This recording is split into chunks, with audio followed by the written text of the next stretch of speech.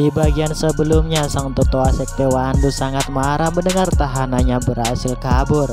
Kemudian sang tetua menyuruh muridnya untuk mengikuti capung merah agar mendapatkan kembali Siofan.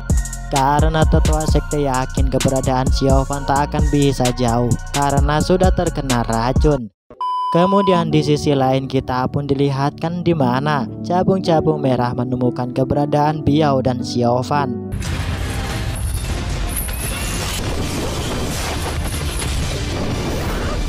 Mereka dibuat tak berdaya melawan murid sekte Wandu, hingga mereka pun terjatuh di dalam jurang.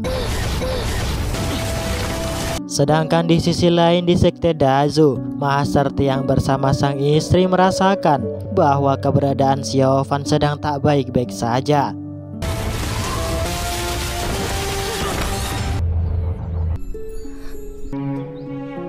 Biao pun tersadar dari pingsannya yang membuat syok karena tak bisa lagi berbuat apa-apa. Ia hanya pasrah dengan kondisi saat ini hingga meneteskan air mata. Siofan pun terlihat semakin terluka parah karena terkena racun dan serangan dari anak buah sekte Wandu.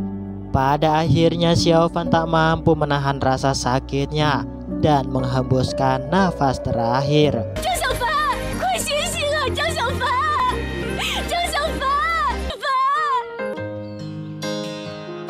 Tak lama kemudian Biao dihampiri seseorang yang langsung membawanya ke dalam rumah. Ia memeriksa keadaan Siofan. Laki-laki ini bernama Master Karang. Master Karang mengatakan bahwa racun di dalam tubuh Siofan sudah menyebar di seluruh saraf tubuhnya, yang tak bisa lagi diselamatkan oleh siapapun, bahkan sang dewa abadi. Biao pun terpukul dan tak menyangka akan terjadi seperti ini. Biao pun kemudian menemui Master Karang untuk dapat menghidupkan kembali Siofan. Biao mengatakan di mana roh Siofan masih tersimpan di dalam benda sihirnya. Biao juga merasakan bahwa tempat ini menyimpan energi spiritual yang sangat besar. Master Karang kemudian menceritakan di mana ia tinggal di tempat ini sudah lebih 100 tahun, serta kekuatan spiritual ini berasal dari batu kegelapan langit dan bumi yang tak sengaja ia temukan di sebuah lembah, di mana kekuatan batu inilah yang melindunginya, serta energi batu spiritual inilah yang menyebabkan semua makhluk hidup dan tanaman di Gunung Kongsan sampai di kota Yudo menjadi subur, serta mempunyai khasiat yang hebat. Biao yang mendengarkan Master Karang, ia meminta agar bisa menghidupkan kembali Siofan. Akan tetapi Master Karang mengatakan bahwa sekarang kekuatan batu spiritual ini semakin berkurang. Bahkan jika kekuatannya digunakan maka pelindung desanya akan melemah, di mana desa ini bernama Karangguan Siang. Sedangkan di sisi lain Jingyu berhasil menangkap salah satu murid sekte Wandu. Mereka memaksanya agar murid sekte Wandu membuka suara. Karena merasa ketakutan, dirinya mengatakan bahwa sang tetua sekte Wandu sedang membuat obat menggunakan darah untuk menumbuhkan bunga serta menggunakan kekuatan spiritualnya agar bunga tersebut mekar, yang kemudian memberikannya pada capung, di mana obat yang dibuatnya berasal dari darah dewa binatang. Sedangkan di sisi lain Biao berpikir untuk menemukan cara agar Siofan kembali hidup.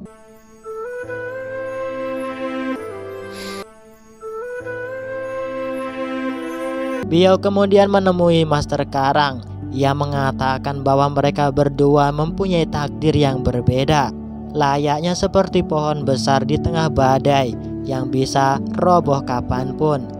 Master Karang juga mengatakan di masa depan Biao akan mati di tangan Siofan.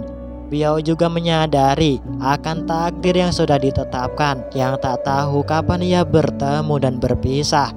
Akan tetapi penyesalan seumur hidupnya sekarang jika ia tak bisa menghidupkan Siofan kembali. Yang kemudian Biao terbang ke langit menuju markas sekte Wandu.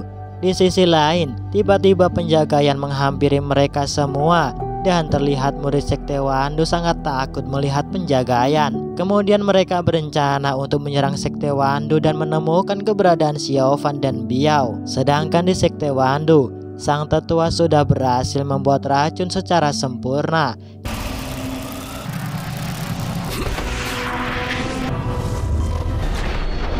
yang berupa darah hewan mistis.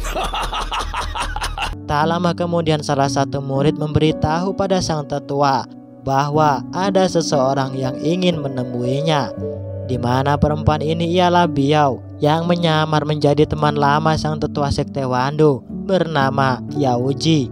Kemudian ia meminta agar Sekte Wando kembali bergabung bersama Sekte Raja Hantu agar memiliki kemampuan dan kekuatan untuk melawan serta menghancurkan Sekte King Yun. Akan tetapi sang tetua akan memikirkan hal itu. Ia tak akan memutuskan dengan cepat meskipun sektenya dan Sekte Raja Hantu sudah seperti pasir yang berhamburan. Tak lama kemudian sang murid memberitahu bahwa dua murid King Yun menuju markasnya. Sang tetua langsung bergegas untuk menghentikan mereka.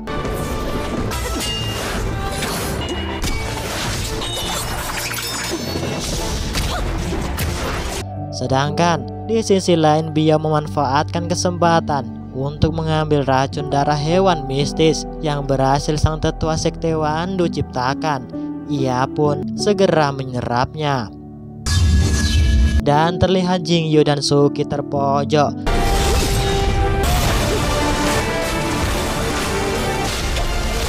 Kemudian Biao keluar untuk membantu mereka menggunakan ilmu sihir racun putar giling yang membuat para murid berbalik menyerang tetua sekte dan murid seniornya.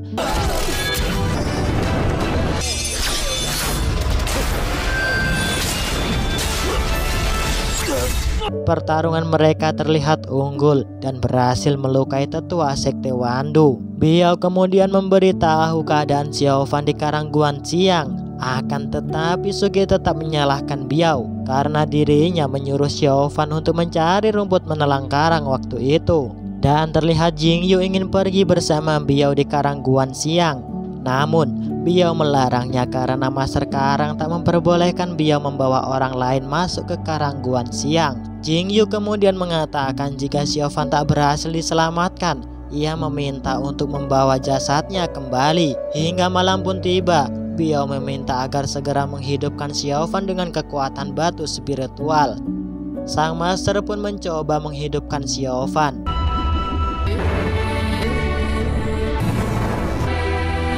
Disinilah Biao berharap agar Xiaofan bisa kembali hidup meskipun takdir yang akan memisahkannya. Di sisi lain kakak seniornya juga menantikan kabar baik dari Biao.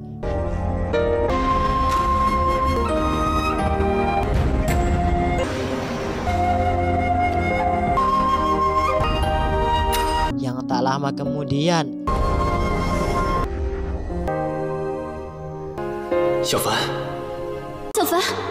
Xiaofan mulai membuka matanya perlahan dan menyebut nama Biao dengan perlahan. Biao pun tersenyum bahagia melihat Xiaofan.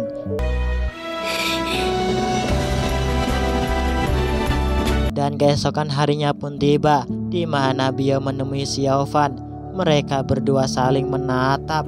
Disinilah tumbuh benih-benih cinta dan kasih sayang keduanya.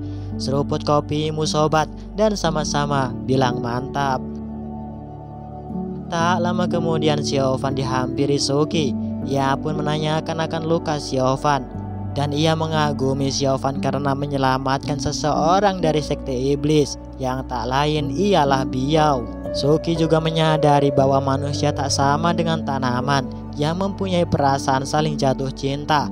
Akan tetapi sekte iblis dengan sekte kebenaran atau King Yun selamanya tak bisa bersatu, di mana sekte iblis tetap mempunyai maksud dan tujuan jahat.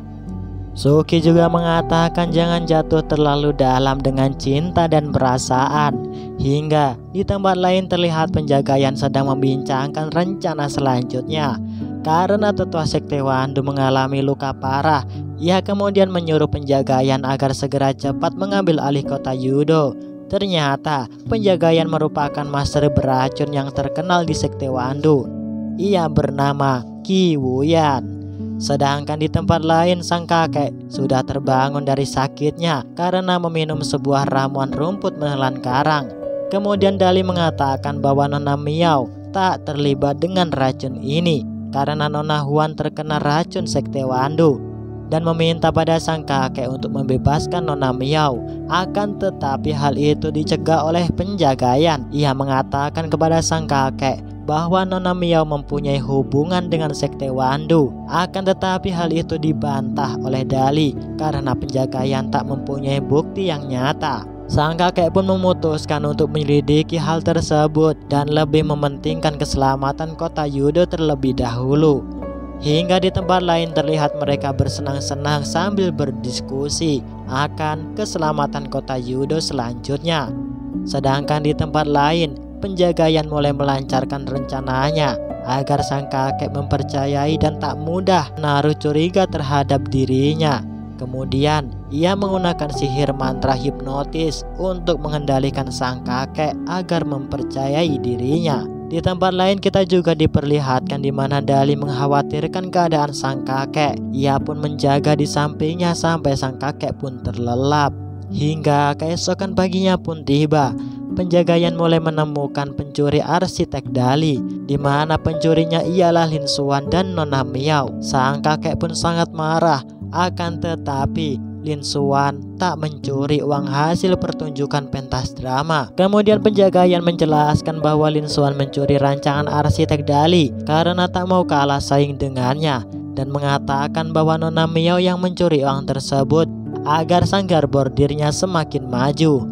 Sang kakek pun yang marah, ia langsung menyuruh Lin Xuan untuk pergi meninggalkan kota Yudo, serta menyuruh penjagayan untuk mengusir Nona Miao dari kota Yudo. Disinilah misi rencana penjagayan berjalan lancar, dan para pasukan kota telah sampai di sanggar bordir, di mana mereka bermaksud untuk mengusir Nona Miao dari kota Yudo. Sebelum kepergiannya, Nona Miao berpesan pada adiknya untuk lebih berhati-hati karena keadaan dan bahaya belum berakhir.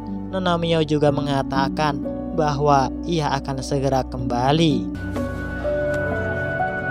Singkat cerita, kita pun diperlihatkan penjagayan mengeluarkan racun darah dewa binatang dan menyebarkannya di sungai. Sedangkan di sisi lain, Jingyu dan Xiaofan sengaja menemui Biao untuk mendapatkan informasi mengenai racun sekte Wandu. Biao memberitahu sejarah singkat dari sekte Wandu, di mana mereka awalnya sekte tanpa nama yang berasal dari Qiangxiang Selatan. Sektenya memiliki 3 murid hebat, yang salah satunya King Wuyan, yang merupakan mata-mata sekte Wandu di kota Yudo. Disinilah mereka bertiga mulai muncul kecurigaan yang kuat, di mana penjagayan merupakan salah satu murid sekte Wandu yang bernama King Wuyan, yang dijuluki Tuan Racun di sektenya. Biao kemudian mengajak Xiaofan untuk menyamar menjadi murid sekte Raja Hantu agar mendapatkan bukti yang sebenarnya, dan mereka pun menemui penjagayan.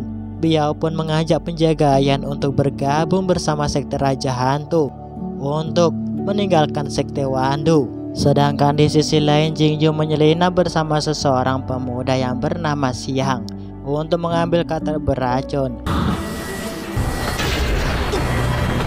Akan tetapi penjagayan mengetahui hal tersebut dan pertarungan pun tak terhindarkan.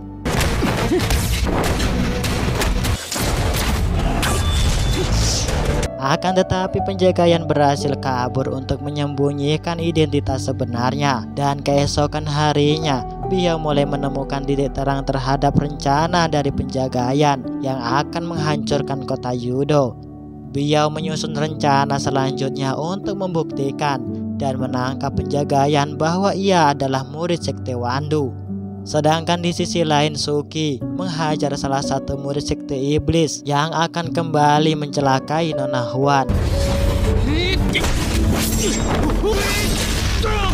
Akan tetapi ia berhasil kabur dan kembali ke Wisma untuk meminta pertolongan Biao. Ia pun tak sadar bahwa dirinya sedang diintai oleh penjagayan. Di saat inilah Suki sadar bahwa di belakang Biao ada seseorang yang ingin mencelakainya. ia pun menyelamatkan Biao. Hingga malam pun tiba di mana Xiaofan dan Jingyu mengatakan bahwa ia akan bekerja sama dengan Biao. Akan tetapi Suki menolaknya karena tetap menganggap orang jahat akan selamanya jahat. Mereka pun sempat berdebat, yang kemudian Xiaofan dan Jingyu pergi untuk menemui Biao. Xiaofan pun terkejut melihat Master Gui bersama Biao, di mana kedatangannya ialah untuk melindungi Biao dan kota Yudo. Master Gui juga memberitahu bahwa penduduk kota Yudo sekarang banyak terkena racun karena makanan dan minuman yang dikonsumsi bersumber dari sungai. Kemudian Master Gui juga akan memeriksa keadaan sang kakek. Akan tetapi Master Gui berbohong. Ia mengatakan keadaan sang kakek sudah baik dan tak usah lagi mengonsumsi obat. Ia berbohong agar dirinya tak diketahui oleh penjagayan.